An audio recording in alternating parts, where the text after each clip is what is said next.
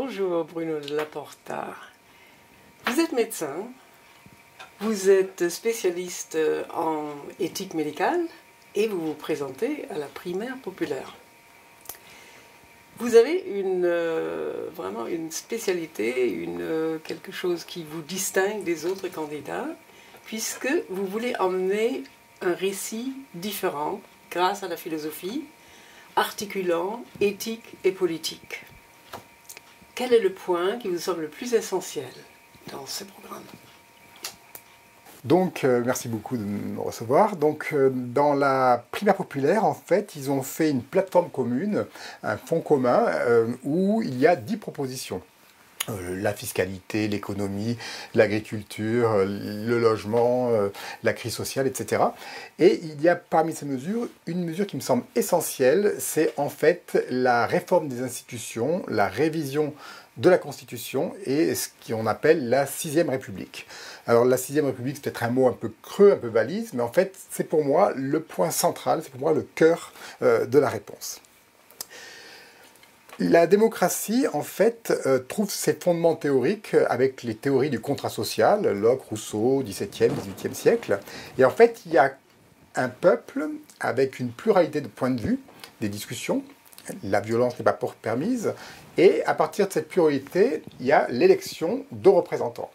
Et ces représentants vont ensuite produire de la norme valide de la loi. Et le but, c'est donc qu'un peuple puisse, par l'intermédiaire des représentants, s'auto-gouverner, s'auto-diriger, trouver le sens, la direction de son destin. Et ce qu'on voit, c'est qu'aujourd'hui, en fait, tout ceci ne fonctionne plus très bien. En fait, on est vraiment même en errance. Et quand on regarde aujourd'hui les institutions, on s'aperçoit que la démocratie représentative ne fonctionne plus. Le président est en position très verticale, très haut placé, il est coupé d'une masse inerte de personnes assez anonymes, assez désengagées. Cette démocratie représentative ne fonctionne pas non plus. Quand on regarde Emmanuel Macron aux dernières élections, il a eu en fait au premier tour 18% des voix, ce qui veut dire que seulement un Français sur 6 a voté pour lui, ce qui n'est donc pas du tout représentatif. Il est soumis à des lobbies, à des conflits d'intérêts, donc il ne peut pas faire exactement ce qu'il veut. L'État a au-dessus de lui les marchés. Il y a des forces supranationales qui font que l'État n'a pas de liberté totale. Donc il n'est pas du tout en mesure de s'auto-diriger. Là, à l'Assemblée nationale, soi-disant, c'est représentatif, mais en fait, c'est un peu l'homme des Lumières, l'homme de la Révolution française, c'est-à-dire que c'est l'homme plutôt que les femmes. Bon, ça change un peu maintenant, mais il y a quand même 2 tiers, je crois, ou 60% d'hommes et 40% de femmes. C'est l'homme blanc, les minorités ne sont pas représentées, c'est souvent un homme de 50-60 ans. Par exemple, au Sénat, je crois que la moyenne d'âge est de 60 ans. Donc, c'est pas tout à fait représentatif. Et donc, on s'aperçoit aussi que le gouvernement, c'est un gouvernement du court terme. Si vous interviewez un ministre, il vous dira qu'en fait, il est soumis à une chronométrie extrêmement forte. Il reçoit chaque jour 400 mails, il faut qu'il réponde à une manifestation, il y a la presse, il faut qu'il réplique, il y a des revendications, il y a des contestations. Et puis, finalement, il se retrouve la tête dans le guidon, et puis il paraît qu'un ministre en fait fait en 2 jours ce qu'il ferait habituellement en 2 semaines. Donc il est pris comme ça dans une accélération qui ne lui permet pas d'être disponible pour réfléchir au long terme. Or, aujourd'hui, on est face à un défi qui demande de répondre du long terme. Comme vous le savez, en 2050, ça va être le choc. Il y aura le climat, les aérosols atmosphériques, la couche d'ozone, la pollution des sols, le cycle du phosphate, de l'azote. Il y aura également les pénuries d'eau douce, l'acidification des océans, etc. Et donc, 2050, ça va être extrêmement difficile si on reste seulement dans des politiques du court terme. Donc la démocratie est en crise, et je vous annonce déjà à peu près le plan que je voudrais suivre pendant cette interview. En fait, l'Assemblée nationale et le Sénat sont des institutions du court terme, et je pense qu'il faut associer une chambre du long terme, une Assemblée nationale du futur. En fait, il faut une 3e chambre afin que tout ne soit pas dicté par la chronométrie. Et cette chambre du long terme doit être aussi une chambre du temps long, où on peut clarifier les enjeux, mener une discussion approfondie. Il faut qu'on puisse décider non pas seulement de ce qui est possible, mais également de ce qui est désirable. Et puis, il faut comme ça, en passant du temps court au temps long, espérer passer du réflexe à la réflexion. Donc, cette assemblée, en fait, cette chambre du long terme ne sera pas représentative, mais participative. Et puis, il faudra également, en fait, qu'on répercute toutes ces choses dans les communes, dans les territoires, dans les régions, pour augmenter, en fait, la participation à plus long terme. Voilà, donc juste une parenthèse, si vous êtes intéressé par la démarche et si vous voulez nous soutenir, donc vous allez sur le site de la Primaire Populaire, vous verrez, c'est assez fastidieux, mais on y arrive. Vous cliquez sur « Je parraine », ensuite vous mettez « Je propose quelqu'un d'autre », il faut avoir un iPhone, un smartphone et puis un mail pour avoir les SMS et le mail. C'est gratuit, on peut voter à partir de l'âge de 16 ans. Et de toute façon, je vais mettre ce mode d'emploi à la fin de la vidéo sur le dernier plan fixe pour ceux qui sont intéressés.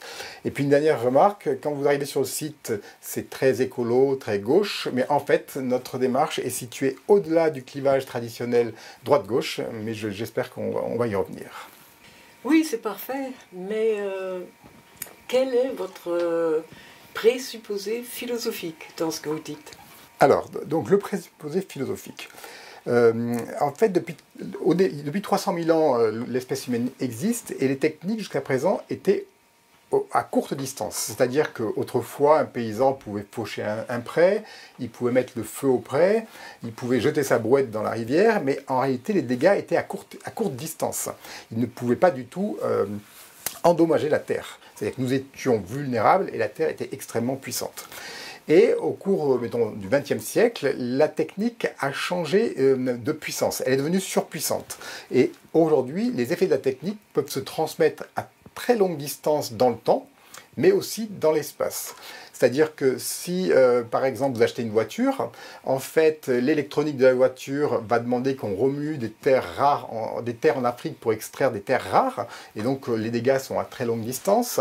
Les sièges sur lesquels vous achetez sont peut-être confectionnés par des enfants dans un pays asiatique, et puis lorsque vous accélérez, les particules fines vont peut-être se retrouver un jour ou l'autre au sommet de l'Everest, par exemple. Et puis de la même manière, pour ce qui concerne du temps, lorsque vous prenez le TGV, vous ne vous rendez pas compte, vous ne sentez pas le fait qu'il va y avoir une usine nucléaire et puis qu'il y aura des déchets radioactifs qui vont persister très longtemps après nous. La demi-vie est de 50 000 ans, donc ça veut dire que ça va se poursuivre pendant 2000 générations. Donc autrefois, on avait des éthiques du prochain, on va dire, et du proche. Et aujourd'hui, ce qu'il nous faut, ce sont des éthiques du lointain. Les éthiques du proche étaient surtout liées à l'humain. Il y avait des villages avec des mœurs, des habitudes, ne pas tuer, ne pas voler. Et aujourd'hui, il va falloir inventer de nouvelles éthiques du lointain qui nous rendent responsables non pas seulement de l'autre, mais également de ce qui va dépasser notre échelle de vision dans le temps, dans l'espace, mais aussi dans les espèces phylogénétiques, puisqu'il va falloir se rendre responsable de la biosphère. Et on voit très bien cette différence d'imaginaire. On est dans un imaginaire du proche et on sent très mal le lointain. Par exemple, prenez la crise Covid, on a fortement réagi parce qu'en fait ce sont des visages, ça nous rappelle la peste, on connaît ça, il y a des représentations symboliques qu'on connaît bien. Et il y a eu 5 millions de morts en 1 an et demi. Maintenant, si vous prenez la pollution atmosphérique, en 1 an et demi, il y a eu 12 millions de morts et il n'y a eu aucune mesure. Il n'y a pas eu de protocole, il n'y a pas eu de guerre, il n'y a pas eu de passe sanitaire, etc. Donc on voit très bien que l'imaginaire que l'on a n'est pas capable d'accueillir le lointain. C'est-à-dire qu'il y a une dissociation, comme dirait Gunther Anders, entre le faire, la capacité d'action de notre technique, et le sentir. C'est-à-dire qu'on fait des choses, mais on ne sent pas ce qui se passe. Et donc c'est là, en fait, tout le problème. Donc l'idée, c'est d'avoir en fait une institution qui incarne ça, c'est-à-dire une institution qui puisse prendre en charge le prochain et le lointain. Et donc pour incarner les deux, l'idée c'est d'avoir donc une Assemblée nationale, un Sénat, un gouvernement du court terme, dédié aux intérêts immédiats des humains, mais également une démocratie participative du long terme qui clarifie les enjeux. Et en réalité, ces deux points de vue sont antagonismes. Le temps court et le temps long ne vont pas ensemble. Par exemple, si vous êtes épuisé, vous avez beaucoup travaillé, vous voulez partir à 5 avec votre famille, vous reposez à Noël, vous décidez de partir aux Antilles, vous arrivez, vous nagez un peu, vous prenez quelques selfies parce que vous avez un narcissisme un peu inquiet. Et donc, du point de vue du court terme, ok, mais en revanche, du point de vue du long terme, si vous faites le calcul, c'est comme si vous aviez fait un plein d'essence de 1200 litres. C'est-à-dire qu'en fait, au niveau du lointain, c'est absolument défavorable. C'est de la même manière que si aujourd'hui, par exemple, on arrête de prendre la voiture pour passer au train, mettons, pour le long terme, c'est une bonne chose, mais au court terme, en fait, on va mettre beaucoup de personnes sans emploi, il va y avoir du chômage, et donc il faudra penser à la reconversion de tous ces métiers pour que ça puisse, pour éviter une crise sociale. Donc là, on voit bien que les décisions à court terme sont complètement contradictoires avec les décisions à long terme.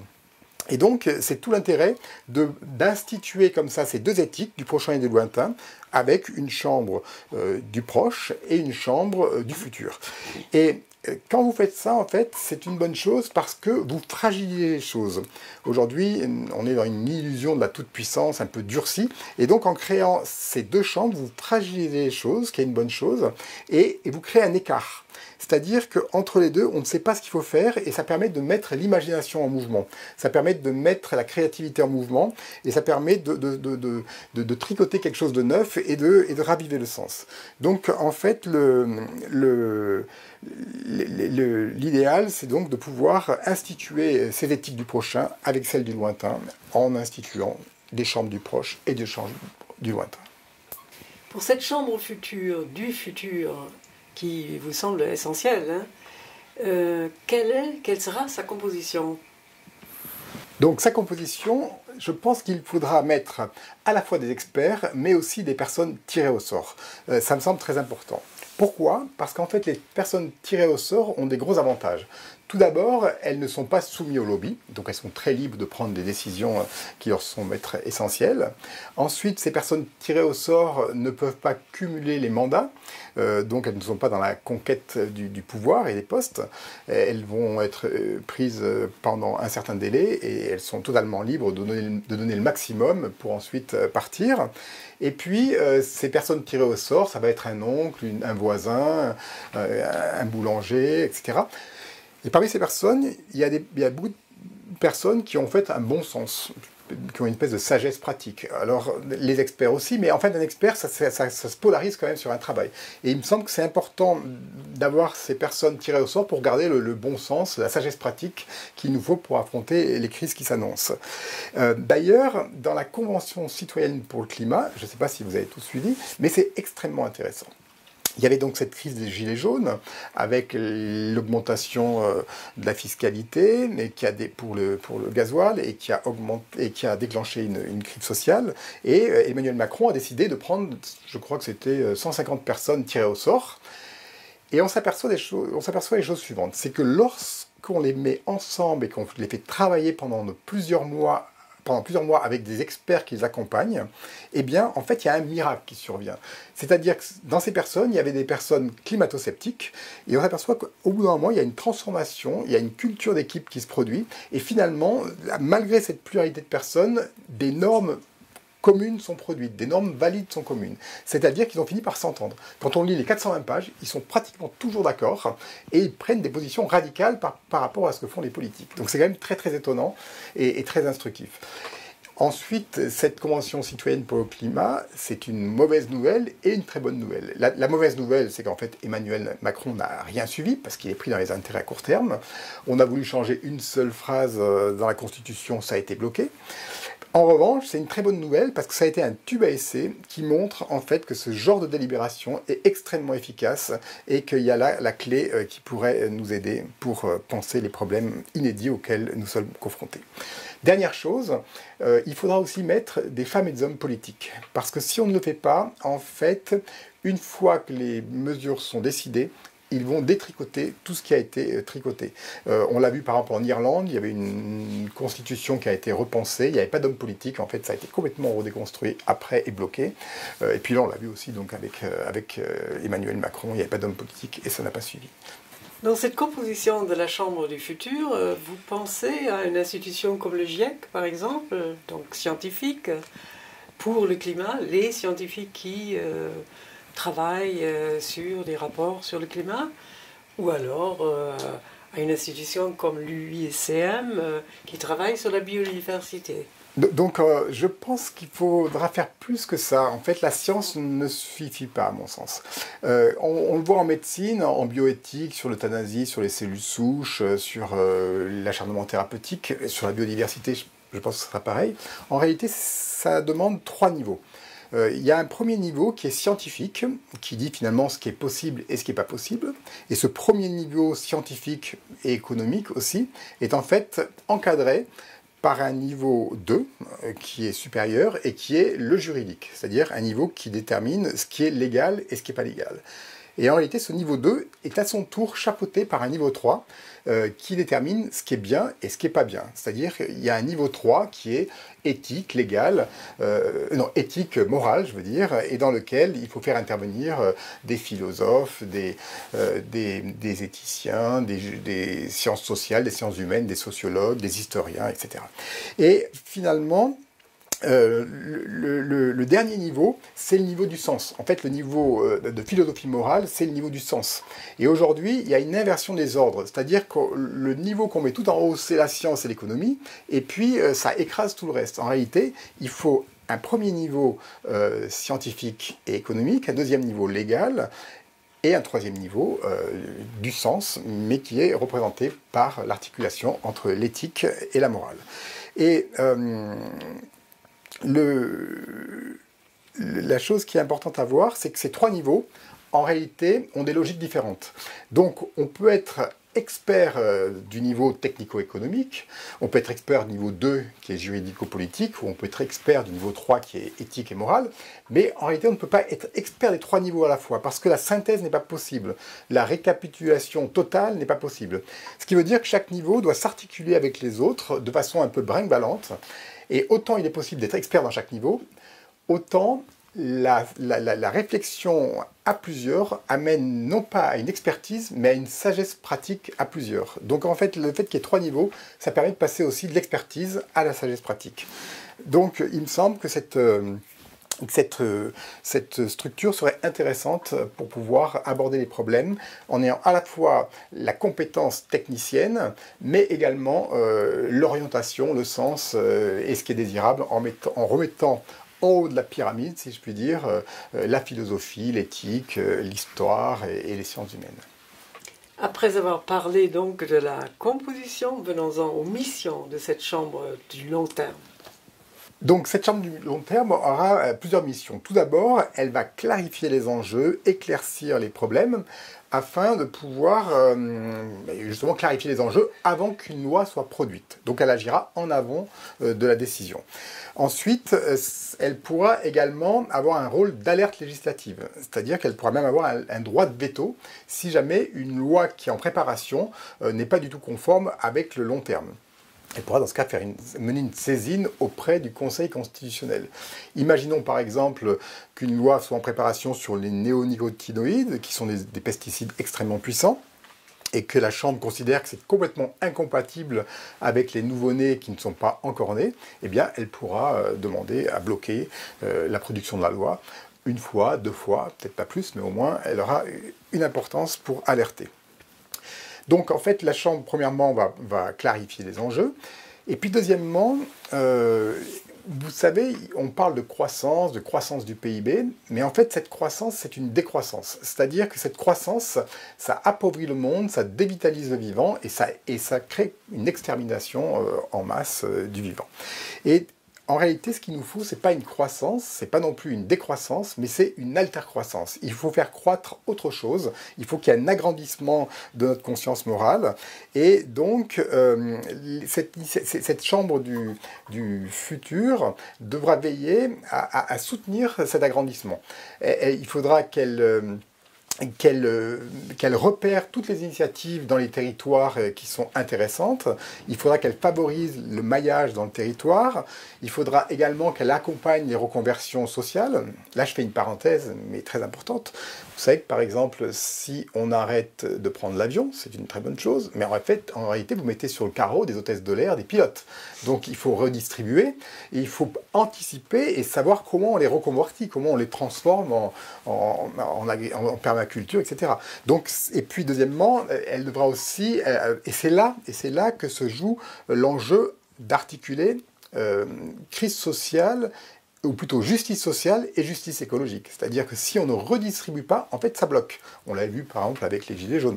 Si les personnes aux revenus les plus modestes ne peuvent pas avoir des produits bio, locaux, s'ils ne peuvent pas avoir droit aux mobilités douces, s'ils ne peuvent, etc., en fait, vous bloquez le processus. Donc là, on voit que cette Chambre a aussi un rôle dans l'anticipation, elle aura un rôle pour la reconversion et pour cette articulation très, très importante et fondamentale de la justice sociale et de la justice écologique.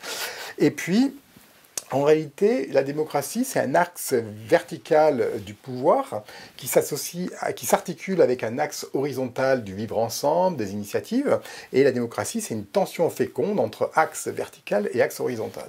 Et moi, je pense que ce dispositif de chambre du futur, il faudra le mettre à plein d'endroits. Il faudra le mettre dans les communes, dans les départements, dans les régions. Il faudra multiplier tout ça pour qu'en fait, ça discute, ça réouvre le jeu, ça imagine et ça passe en chemin des productions nouvelles qui ravivent le sens. Donc voilà, la mission de cette chambre du futur, c'est deux grandes idées. C'est articuler notre responsabilité aux proches avec notre responsabilité au lointain. Et deuxièmement, soutenir une altercroissance, si possible heureuse, si possible joyeuse, car en fait, on nous fait beaucoup de discours déploratifs, mais je pense qu'on peut être imaginatif et que ça peut se passer de façon beaucoup plus heureuse que ce qu'on prétend. Et dans ce nouveau gouvernement que vous appelez de vos voeux, quel sera le rôle du président de la République ? Vous savez, dans la plupart des pays européens, en fait, c'est le Premier ministre qui gouverne. Nous, on a un système d'hyperprésidentialisme qui est très typique à la France et qui pose problème d'ailleurs. Donc, je pense qu'il faudrait avoir le Premier ministre pour les actions à court terme, les intérêts immédiats, et puis que le président soit garant de cette chambre du futur. Il faudrait qu'on ait un président garant du long terme. Il faudrait qu'on ait un président qui ait une vision, qui ait une hauteur de vue, qui soit en position méta, et qui justement articule le proche et le lointain, afin de faire en sorte qu'on puisse faire cette conversion qui est indispensable de faire très rapidement.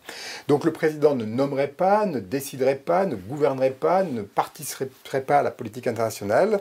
Il serait simplement garant de la sortie de l'impasse et puis du chemin qui nous permettrait d'avancer vers ce temps long.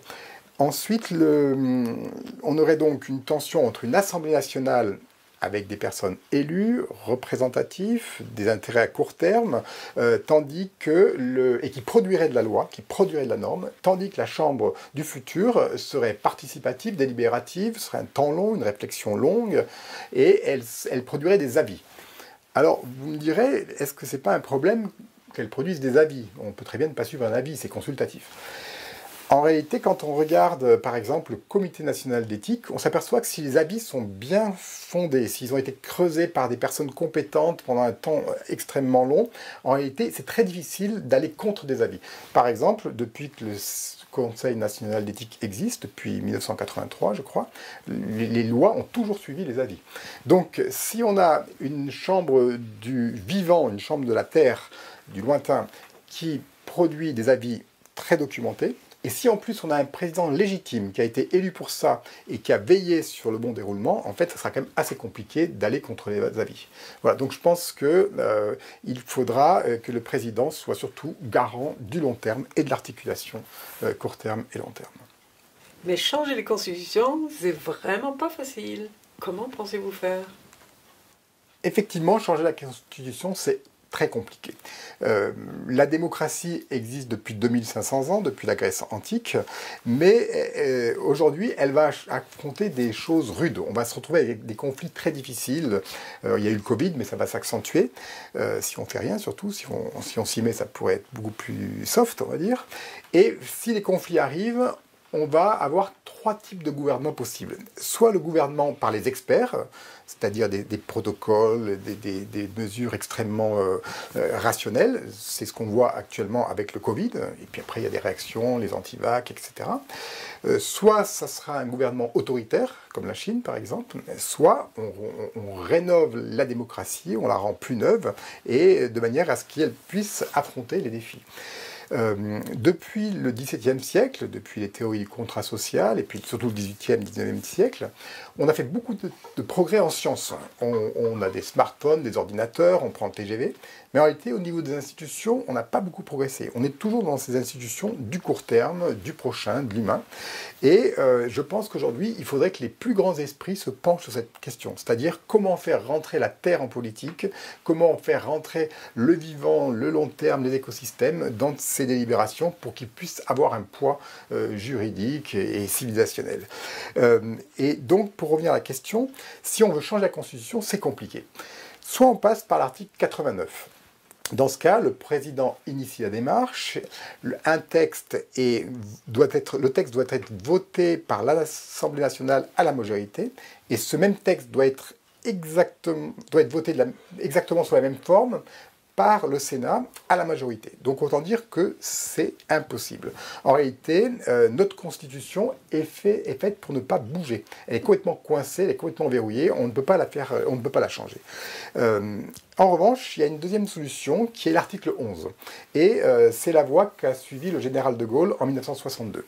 Il a été élu de façon légitime, il a fait un référendum, et dans la foulée, il a changé la Constitution. Alors en fait, c'est pas tout à fait légal, c'est très limite, mais ça a déjà été fait une fois, donc il y a quand même quelque part une jurisprudence.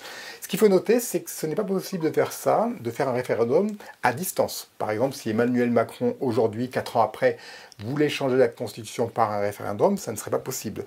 Mais en revanche, si c'est fait dans la foulée, si la personne qui arrive est extrêmement légitime, dans ce cas-là, elle peut tenter cette procédure par référendum. Donc vous voyez que c'est compliqué, mais c'est pas impossible. Combien de temps est-ce que ça prendrait? En réalité, si on fait ça, il faut que le président accepte de faire cette transformation, il faut qu'il veille à la rédaction des textes, il faut qu'il se dégage des politiques immédiates en nommant un Premier ministre qui poursuit les affaires du pays. Et combien de temps ça prend? D'après ce que j'ai compris, c'est 1 an minimum et plutôt 2 ans en fait. Et puis ensuite, une fois que tout a été rédigé, il démissionne.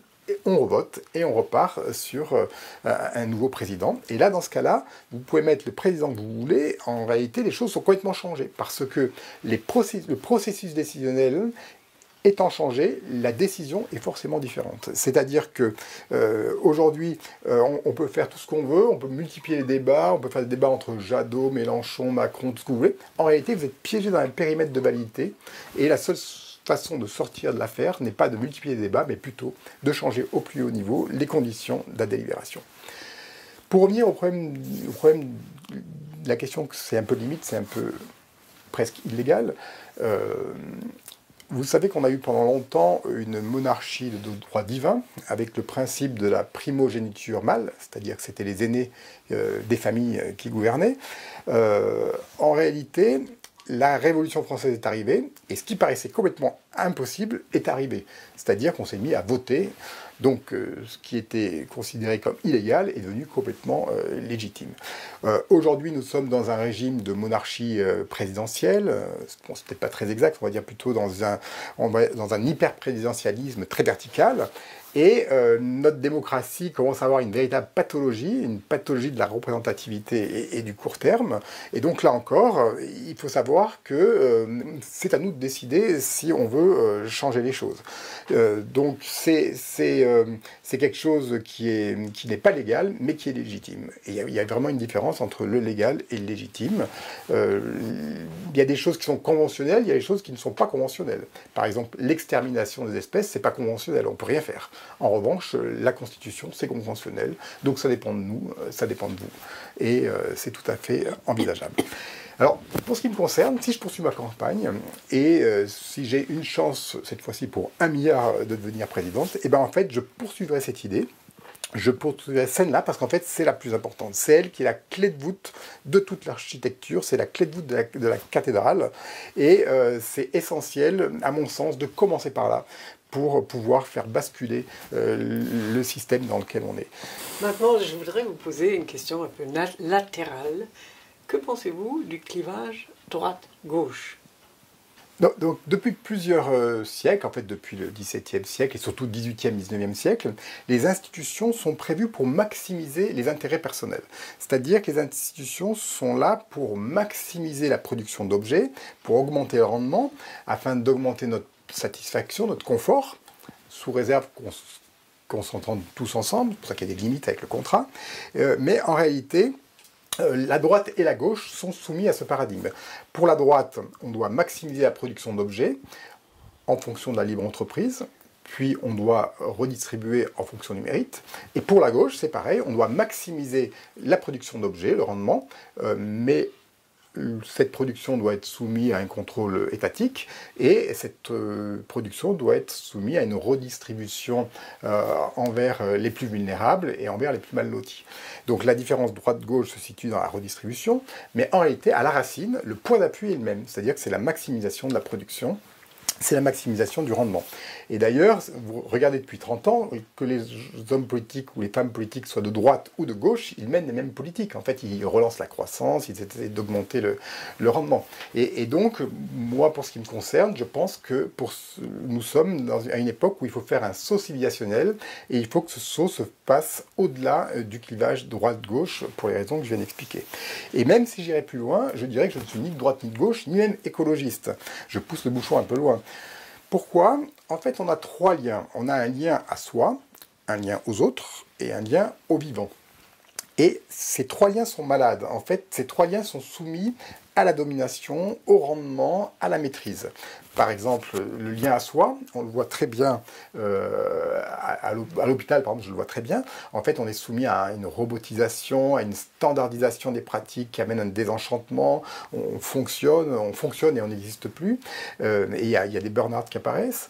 Le lien aux autres est également soumis à la maîtrise, et à la domination et au rendement. J'ai vu hier que 26 personnes, les 26 personnes les plus riches de la planète gagnent autant que 3,5 milliards d'individus. C'est devenu absolument monstrueux. Il y a 2 ans, c'était 60 personnes, il y a 3 ans, c'était 200 personnes, et ça fait qu'augmenter. Et aujourd'hui, les 26 personnes qui gagnent plus que 3,5 milliards, en fait, ont gagné cette année 62% en plus en un an. C'est-à-dire qu'il y a une pathologie complètement monstrueuse. On est face à des oligarchies féroces qui dominent des personnes souffrantes, et n'importe quelle personne qui arriverait à l'extérieur, sans être économiste, se dirait qu'il y a quand même un problème. Donc voilà, le lien à soi, le lien aux autres, et puis le lien au vivant. Et comme vous le savez, il y a des activités extractivistes, prédatrices, avec une dévitalisation et tous les problèmes que l'on connaît.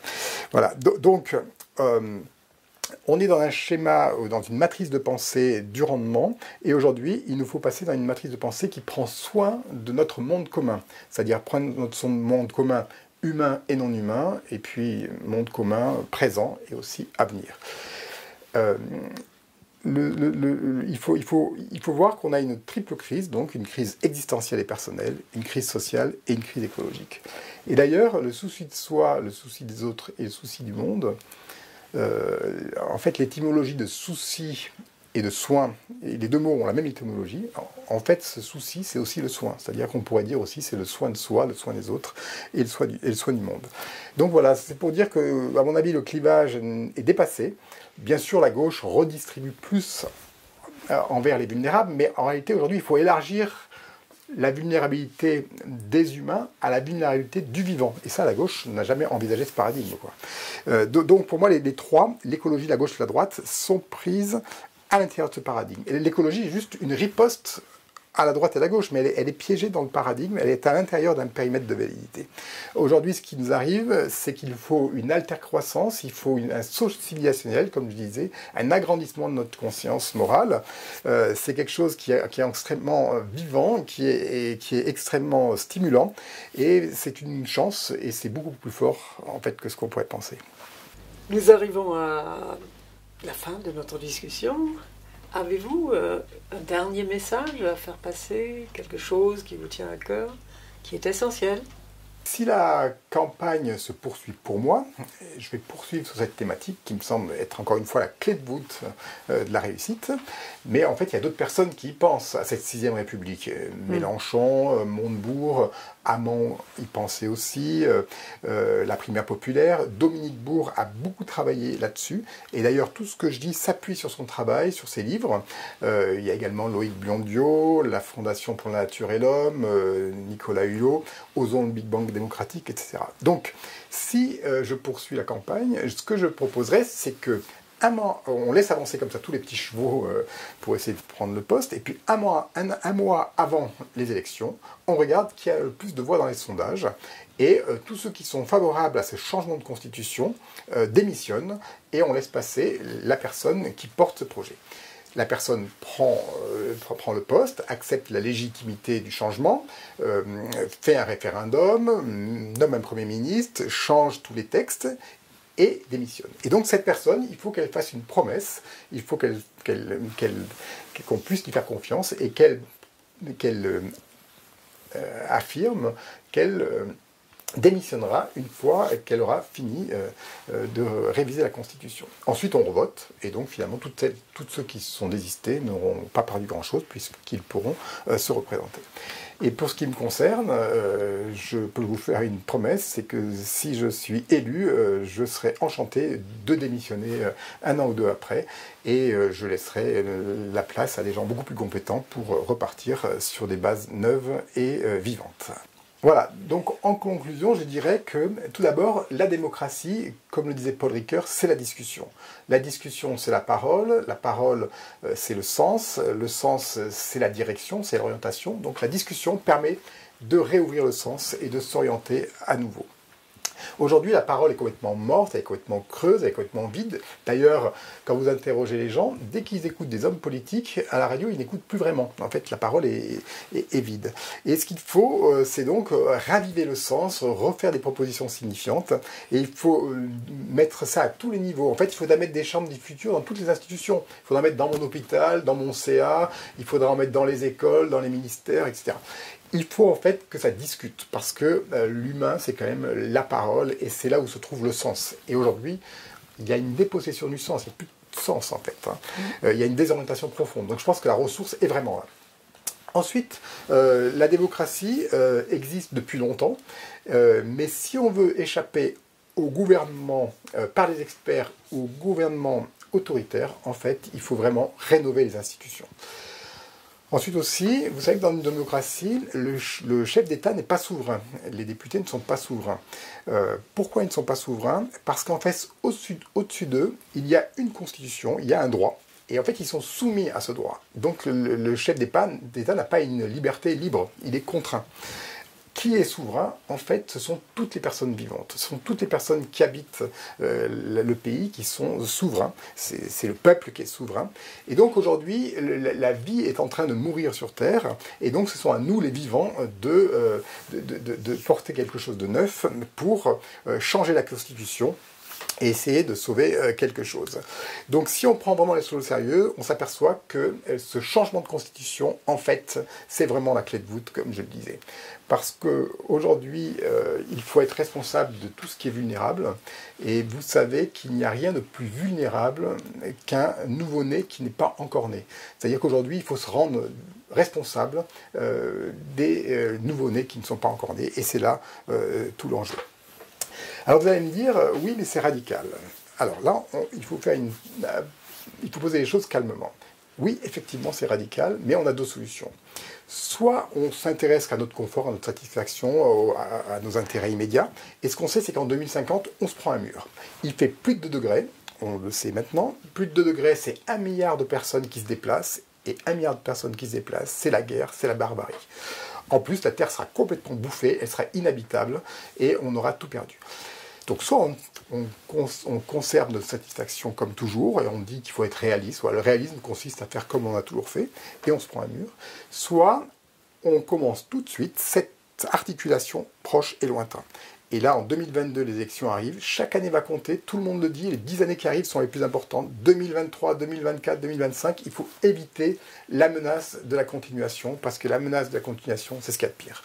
Et donc, si on fait ça, effectivement, on est radical, parce que c'est une conversion. En fait, il nous faut une autre manière d'être au monde. Et si on fait ça, oui, il y aura des difficultés, oui, il y aura des dégâts, oui, il y aura des gens à qui il faudra redistribuer, oui, il faudra faire quelque chose d'assez fort, mais ça va être imaginatif, ça va être assez jubilatoire, ça va être même presque excitant de savoir qu'on va se remettre en mouvement. Et si on fait ça, en réalité, les dégâts seront au 1/100 par rapport à ce qu'on aura dans 30 ans. C'est-à-dire que si on fait ça, on aura un petit choc, forcément il y sera, mais si on ne le fait pas, on aura le big one dans 30 ans. Donc en fait, on est libre, on est autonome, ou disons qu'on a la possibilité de décider en tant que vivant du destin qu'on veut mener, de l'orientation qu'on veut prendre, et il faut voir qu'aujourd'hui, ça dépend de nous. Ça dépend de vous.